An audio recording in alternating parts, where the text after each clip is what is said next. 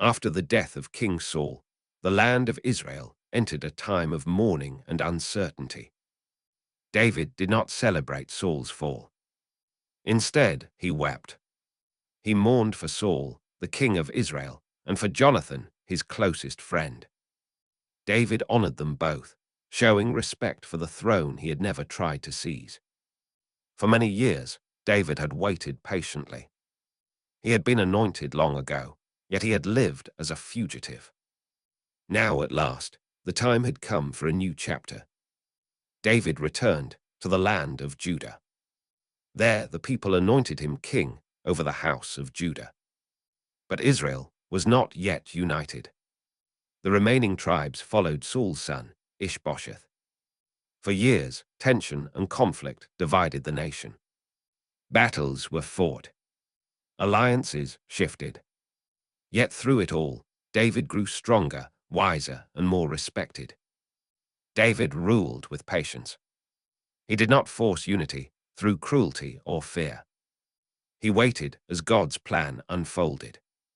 Slowly, the house of Saul grew weaker. And in time, the elders of Israel came to David. They said, "We are your own flesh and blood. The Lord said you would shepherd his people." So David was anointed king over all Israel. At last, the shepherd had become king of a united nation. One of David's first acts as king was to establish a new capital. He captured the stronghold of Jerusalem, a city thought to be impossible to conquer. David made it the city of David, the heart of Israel's kingdom. David's reign brought stability and strength. He led his army with wisdom and courage. Israel's enemies were defeated one by one. The nation expanded and prospered. But David was not only a warrior. He was a man of worship. David desired to bring the Ark of the Covenant to Jerusalem. The Ark symbolized God's presence among his people. When it finally entered the city, David danced with joy before the Lord. He laid aside royal pride and celebrated with humility. David ruled with justice. He cared for the poor. He honored his promises. He remembered his covenant with Jonathan and showed kindness to Jonathan's son, Mephibosheth. Yet David's life was not without failure. At the height of his power, David made a grave mistake. He saw Bathsheba and took her. He tried to hide his sin, but it could not remain hidden. The prophet Nathan confronted David. David did not deny his wrongdoing. He repented deeply. He cried out to God for mercy. Though David was forgiven, the consequences of his actions followed him. Trouble entered his household. His family was torn by betrayal, violence, and rebellion. David's son, Absalom, rose against him.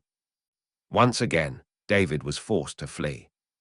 Once again, the king became a fugitive. Yet even then, David refused revenge. He trusted God's judgment, just as he had years before with Saul. In time, Absalom's rebellion failed. David returned to Jerusalem, heartbroken but faithful. His rule continued, marked by wisdom gained through suffering. As David grew older, he prepared for the future of Israel. He gathered materials for the temple that his son Solomon would one day build. He gave instructions, blessings, and prayers. David's life had been filled with triumph and tragedy. He had faced giants, kings, betrayal, and his own failures. Yet through everything, he remained a man after God's own heart. When David died, he left behind a united kingdom and a lasting legacy.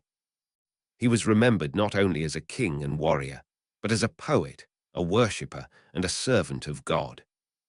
From shepherd to giant slayer. From fugitive to king. From sinner to forgiven servant. This was the rise of David. A story of faith, patience, humility, and redemption.